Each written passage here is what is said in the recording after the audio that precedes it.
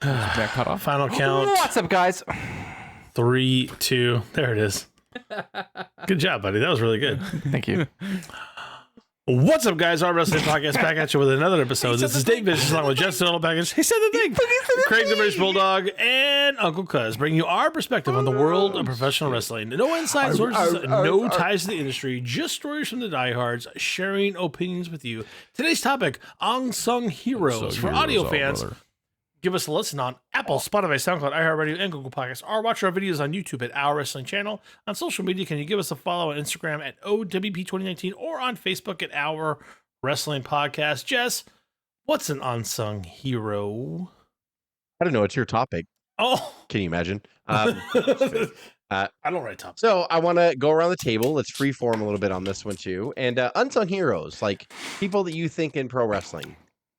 Wrestlers on screen or people behind the scenes that you think that people don't talk about them enough. Like they contributed so much, and it happens a lot, right? There's a lot of people that you hear like in the Edge, back. right? Like Edge. Why are you saying that right now? Why are you trying to start an Edge fight with me? Like in the beginning of the I don't know, I'm not sorry. falling for it. I apologize. That was mean. So there's a lot of people that are like, oh, you know what? Like they don't get credit, or they were for a long time, or they did this and that. And so I wanted to talk about a little bit about the unsung heroes of pro wrestling, people that you don't think get enough praise. So I want to go around the room. We'll offer a couple suggestions. I have a little list here. Hope you guys brought some people, and then we'll go around. I brought some. We'll talk about it. Come on in, guys. I'm just kidding. Simple. Whoa, you brought him with you? Wow, you brought him with you. Whoa! You guys want me to throw you a Call Stone Cold and curveball? Hulk Hogan. All right, do it. Way ahead of her time. I talk about it all the time. She was better than the mainstream women wrestlers in it before it got big. Becky Lynch. Got it. No. Okay. I say, What's that for? That was What me. was that? I'll tell you right now. Mickey James, while she does get a lot of credibility, I get it, is a total unsung hero. Total unsung hero. So, yeah. If you go back and you watch Mickey James in WWF/E against Trish, one thing's for sure, we all know this. She was better than Trish in the ring. I would say she was better technically than every other female wrestler. Probably. I don't know. Careful. I love Trish. Trish is great. I'm not trying to say that Trish is a bad wrestler, but Mickey James is an incredible technical wrestler back in the late 90s, early 2000s, when it didn't exist yet, with the exception of like a few, like, the Bull Nakatas or whatever, even better than Medusa and things like that. She's better, and she was way better. She had to hold herself back, like Alexa Bliss had to hold herself back in 2015, 2016 to other people. They just couldn't hold their own with her. Mickey James was on another level so much that she's wrestled for over 20 years, and she can still do it now, and she's still amazing. Her character work at the same time was off the chain. Like, she really, when they wanted her to be a crazy, crazy lunatic, Mickey James, she did that. I did become the new women's champion at WrestleMania. Hello! And from my former idol, Trish Stratus. Yeah, so I dressed like Trish, and I did dye my hair like Trish, didn't I? I mean, I guess you could even say I tried to be Trish Stratus, yeah?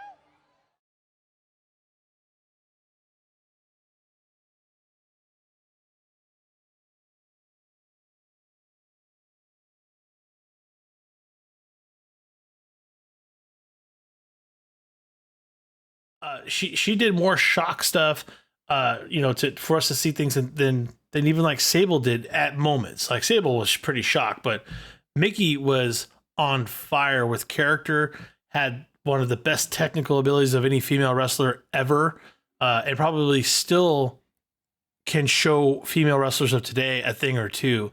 And I don't think we talk about, I talk about her all the time. I get that. But I mean, I don't think the wrestling world understands what Mickey James was capable of. And I think she was ahead of her time. And that's why she kind of gets missed. Total unsung hero for me. Just a big one. That's a really good choice. I'm going to go next only because I can't lead off and I can't end because this person I don't think like, it's like when you lead off with something or whatever like that says not. So I'm going to go with JJ Dillon. I don't think a lot of people talk about JJ Dillon, not just for his on-screen. I know he's in the Hall of Fame with the Horsemen. I get that. And he was the manager of the Horsemen, but starting at that point, he managed them in the back, like Paul Ellering did with the Road Warriors. Like it's like he was their manager on screen, but he had to fucking corral people like Flair and Blanchard. That's a lot. And Blanchard, who were party animals, and Anderson and Ole, I'm sure fell in line just fine. And then later Wyndham. But like he managed them. He made sure they were on flights. He made sure that he was actually between. If Flair didn't like his booking, he would go to JJ and be like, I don't really think that they should do that or whatever. And then JJ would go to Crockett and be like, so what's the the script, the story for the Horsemen this week? Okay, Flair doesn't like that. He's not really into that, like or whatever. And so JJ did a lot. Then what a lot of people don't know is JJ went to the WWF in the early 90s after Crockett sold to Turner. There was no room for JJ, so JJ went there. JJ was the original talent relations position before Jim Ross took it over. No way. And JJ was also my inspiration for this topic because he was they were talking about him on one of Conrad's podcasts, and in the mid 90s when WWF was tanking and the steroid accusations just ended and then WCW started to come on really hard, Vince cut everybody's salary by 50%. That was on the wrestling side. So like Chris Pritchard, all the wrestlers, JJ, like Patterson, they all got their salaries cut by 50%. And he's like, to stay alive, we have to do this. I'm sorry, you say wrestlers or non-wrestlers? I'm sorry. On the wrestling side. So Patterson and all of them were considered on the wrestling side because they booked and stuff. So people in Titan Towers, they did not get their salaries cut like the advertising department or whatever because he didn't want to lose them. Because people that are making the movies and stuff. Yeah, one of the WWF's big thing is like their production value and all that stuff. But people like Bruce, people like JJ, they all got their salary cut by 50%. So in order to get JJ over, he was working for Vince for a while, and Vince said, "Hey, pal, why don't you grow your roots here?" And he's like, "Well, because he was renting," and he's like, like I don't make that much money. I can't buy a house in Connecticut or whatever." And he's like, "Look, what do you need for your down payment?" He's like, "I need this much money." And he was like, "Okay, I'm going to give you all that money, and I'll just slowly deduct it from your paycheck every week." He's like, "Okay." So he did that. He bought a house. He had a younger wife, JJ did at the time, who wanted a family, and they started having a family or whatever. And then that's when Vince came to him. He's like, "Hey, I gotta cut your salary in half." He's like, "Dude, I can't fucking live if you do that, and I can't afford this house." So he went to Shivani and said, "Can you talk to Bischoff and see if he has a place for me?" So I guess for a while, Shivani's like, JJ. And finally, Bischoff came back to him and said, "So what are you talking about? Well, what could JJ do?" Well, JJ could do whatever he wanted. He could do office work. He could do whatever. He's talent relations over there. Like, he really needs a job. Vince cut his salary. He got his pay and of course, cut. And that I gave think Bischoff a boner because took it personally, as like, a lot of people would, so I'm sure. Gave that when those JJ pay a healthy cuts came salary. down, allegedly, they only went to the quote-unquote wrestling people. So people who had a wrestling background saw their income cut by nearly 50%. People who weren't wrestling people did not enjoy such a cut. But now he's left struggling to pay for a house that he could barely afford on a full income. And now he's got a half income and it's just a mess. So, I understand when you said, well, maybe JJ shouldn't handle his business that way, but I can't help but know that story and think, shit, if I was JJ, I'd be looking for somewhere to go too. Yeah. But he was burned out. Conrad. No, the workload and the responsibilities and, having to handle talent issues. It seemed like, I talked to JJ. I said, "Do you ever go talk to Vince about good news?"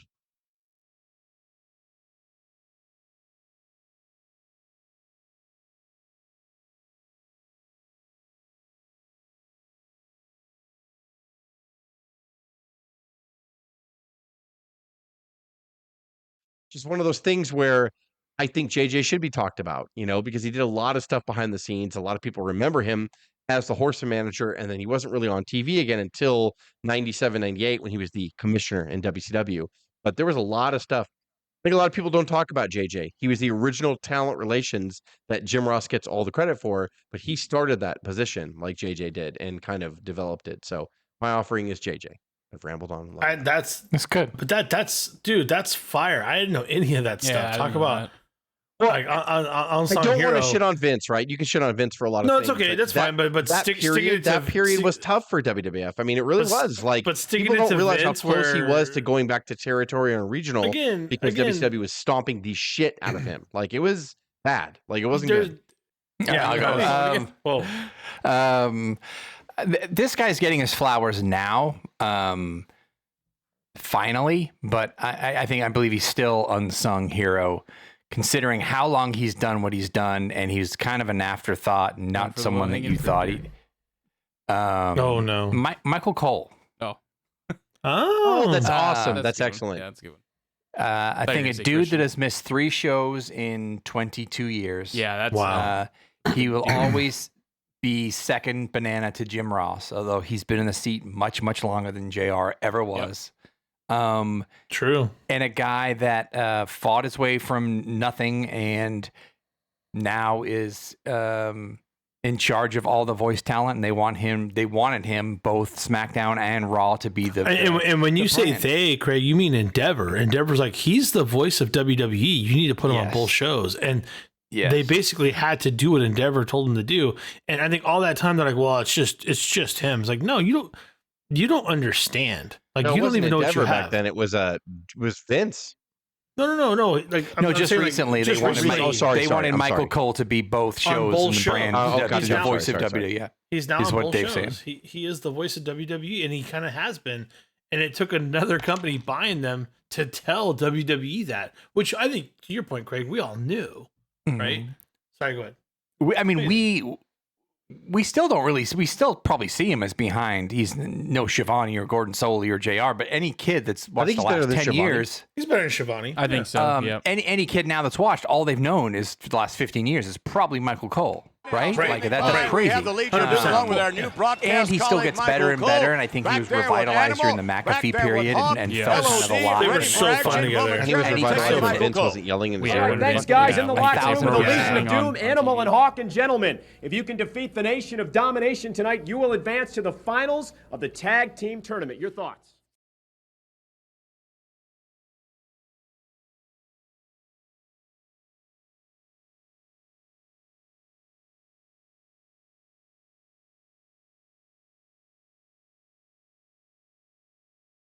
Almost like nothing happened, except for like someone comes in and like, "Gee, what's up, man?" That was a great call out, Craig. Cuz, what do you got? Man, those are some good ones. He's all Michael Cole. I'm like, no. Hulk Hogan is on. Hulk Hogan is gonna have Hulk Hogan all, and Stone Cold in one. No, I'm gonna do Curtis Axel because he's the guy that they. Well, not only does he have a backstage role now. Who's his dad? Cuz I don't remember. What do we? Brian Mr. Talk about We all know Kurt Hennig, but he's the guy. Whenever The Rock comes back, they have him brush off the ring rust with him. He's the guy that and with other guys that are coming back from like rehab and stuff, like he's the guy best answer ever that they get in the ring with. So he still works there, Cuz? Yeah, he's backstage now. Like you see him come out whenever. Yeah, you see him come out when there's brawls being broken up and stuff. I didn't even know that. That's amazing. Yeah, him and Bobby Roode. And wow, I didn't even know. That's awesome. I knew Bobby was there. Yeah. You and Jamie, I didn't even know. What a great episode! And the whole world ends right now. Everything blows up. As we got like 1 million subscribers after this episode. I didn't even know that. Now I'm gonna be looking. Now I'm gonna be looking for. You have 1 million. Just at the. I feel that same way about Jamie Noble. Like he's been back there the whole time. He's helping work matches. He always comes out and breaks. God damn it, Dave! Save it. Yeah, I know. So for next episode. Yeah, that was all right. So let's do round fucking 2. I'm enjoying it. Craig, do you want to lead off round 2, or what are we doing here?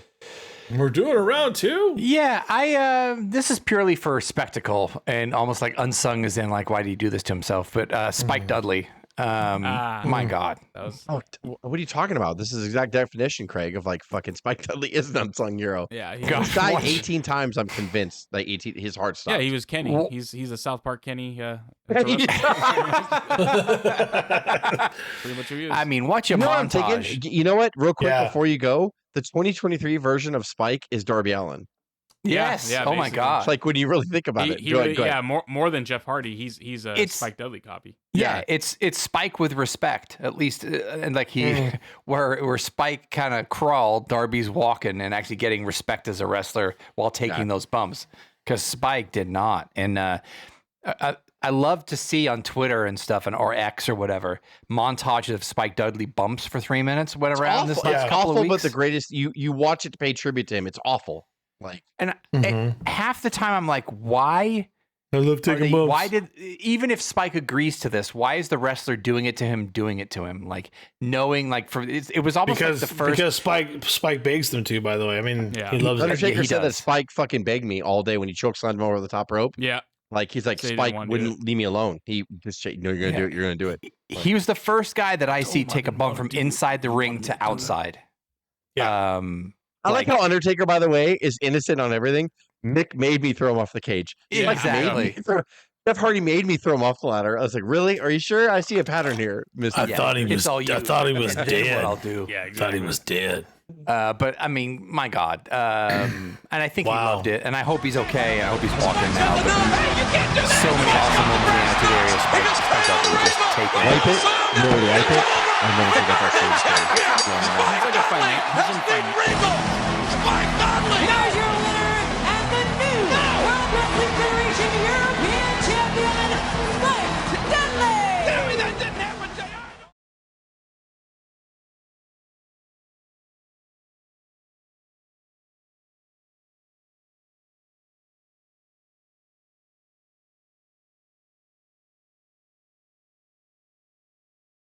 God, okay, I'll go next. Oh man, I gotta be quick. So many. I'm gonna go Shane Douglas. Okay. That's a good one. You guys are pulling out the ECW, so. And the main reason why it's funny you say that because I was watching ECW show when I kind of came up with this, and after I listened to the podcast and I was like, oh, who else do I want to choose? Because I knew JJ Dillon and I want to do that, and I was watching ECW and I was like, oh, Shane Douglas, and because of that, right? What a lot of people don't know about Shane Douglas is that he started out in the late 80s. So he was he was the dynamic dudes, in WCW in 88, 89. He was tag champs with Ricky Steamboat in like 92. He was in WWF in 91 as just Shane Douglas. Like, he tried 100%. That. So he was in there with a lot of the legends from the fucking rockin' 80s and all that stuff that we know. And then he tried later in WCW, I think he tried in 92, 93 after Steamboat. He broke away, he wanted to be singles and he couldn't. And then he left again. And then he went to ECW. And then he threw the NWA belt down, which it was dead at the time. And for people who don't know, when he threw that belt down, it didn't mean anything to the mainstream media, but to the dirt sheets and to everybody else who was still clinging on to pro wrestling and trying to figure out, why do I like North American pro wrestling in the mid 90s, early 90s? Because there was no reason to. It sucked. He threw the belt down. What in the hell is he doing? Because I am not the man who accepts a torch to be handed down to me from an organization that died, R.I.P., 7 years ago. The franchise, Shane Douglas, is the man who ignites the new flame of the sport of professional wrestling. That's the ECW belt. Before God and my Father is witness, I declare myself, the franchise, as the new ECW heavyweight champion of the world.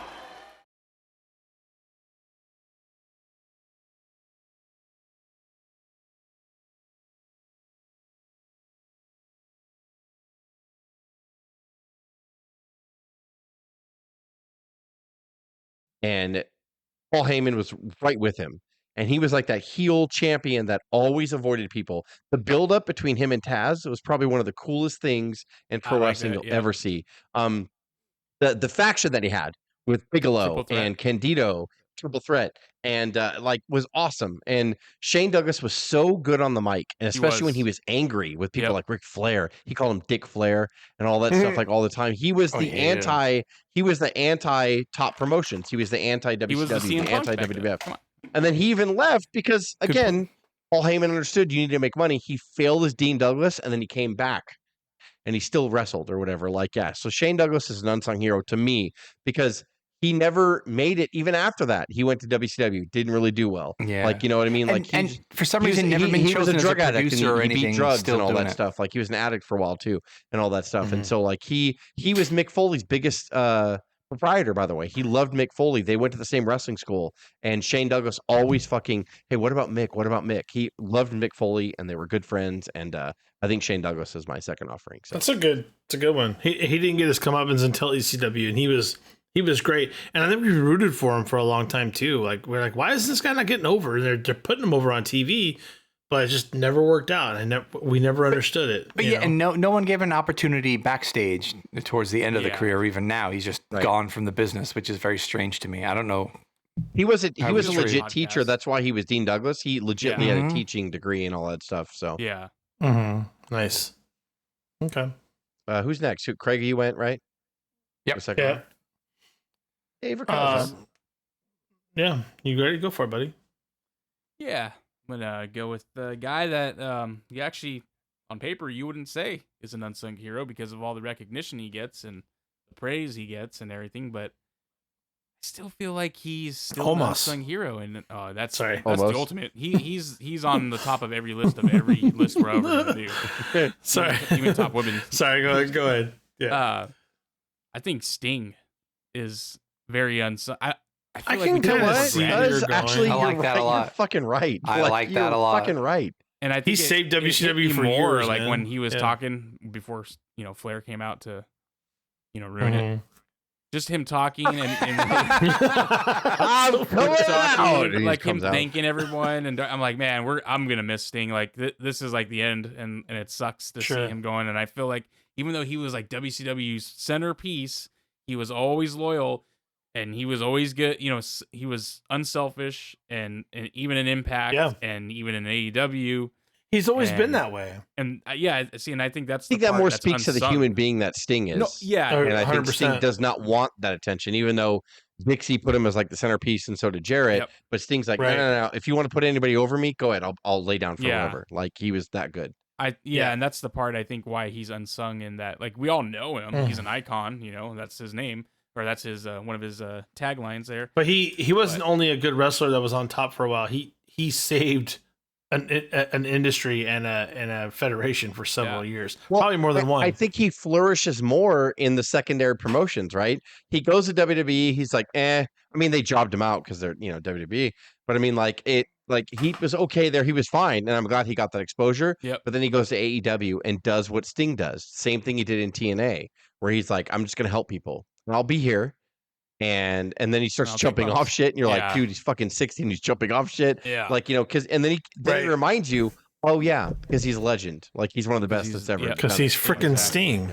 Yeah, and you tend to forget. I don't care though. This is my moment. This is your moment. I want to share it with you. So here goes. I started my very first match with AEW was Revolution 2021. And my very last match will be Revolution 2024.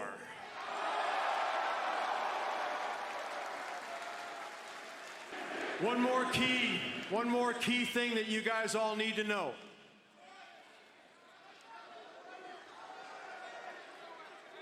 The only thing for sure about Sting is my retirement, Revolution 2024, is for sure.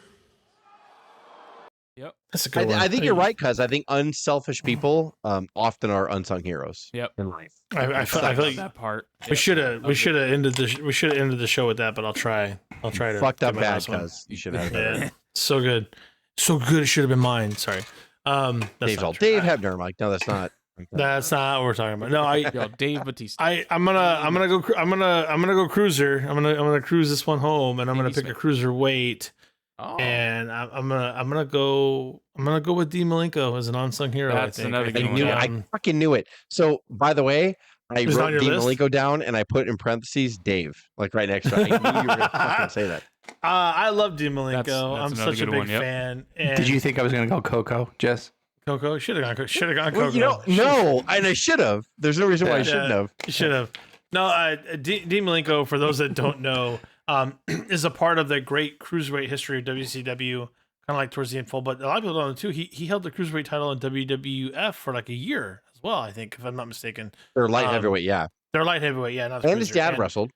Yeah, and the man of 1,000 holes. You weren't kidding. If you watch the Dean Malenko match, he helped create the cruiserweight division in WCW that we are so fascinated with. And it's funny, every time we talk about cruiserweight, we talk about Jericho, we talk about Guerrero. We talk about Dean was Mysterio. responsible. I mean, Ray would have gotten over eventually, but big reason why Ray were right when he came in, because Dean fucking sold for him and did everything. And their original feud is, I remember, if you say WCW cruiserweight, name a feud, I'd be like Dean and Ray. Like, there's really no. Like, but what's funny is a lot of people will talk about Jericho first, so they'll talk about others, which is understandable. Jericho is way over, or Guerrero, and gets his accolades, or Guerrero. But Dean kind of gets lost in that fold, and I think he was the foundation of a cruiserweight division that it would have still been good, but I don't think it would have gotten the accolades. To your point, to get Mysterio where he was and where he is there's got to be a guy that knows how to amazing. work. I'm passionate about this. There's got to be a guy that knows how to work with smaller people. And even though Dean was a smaller cruiserweight, Ray was tiny. And Dean knew right away, like, oh, I know how to work this guy. I got it. I know how to get this one over. That's a talent, and that's something that you're right. Nobody gives him credit for. I'm just like, name a bad Dean Malenko match. You can't. But the problem is too is like, name all the best cruiserweights you ever think of. Malenko may not make that list for some people. He kind of gets forgotten about, and he is, out of all those wrestlers, he's probably the best technical wrestler of American wrestling out of any cruiserweight on that list. Guerrero takes a different style of lucha. Mysterio is all lucha. Jericho has a lot of different style rates, but I would argue that Malenko is a better technical wrestler than he is. And a lot of people tend to forget about what Malenko was and what he was capable of. That guy was just so much fun to watch in the ring. It was really dancing, and it was. I never. If someone says Malenko's coming on next, I'm not getting out. I'm not getting off the couch. I'm like, can someone get me a soda? I'm not gonna miss that. And I think a lot of people forget about him. That's my. That's my. It's a great way to close it out. That was awesome. Anyway. Well done. This episode was fantastic. Good job, everybody. There you go. We got to do more of these. For audio fans, give us a list on Apple. Spotify, SoundCloud, iHeartRadio, Google Podcasts, or watch our videos on YouTube at Our Wrestling Channel. On social media, can you give us a follow at O.W.P 2019 on Instagram or on Facebook at Our Wrestling Podcast? For Jess, Craig, Cuz, and myself, this is the O.W.P. signing off. Have a good one.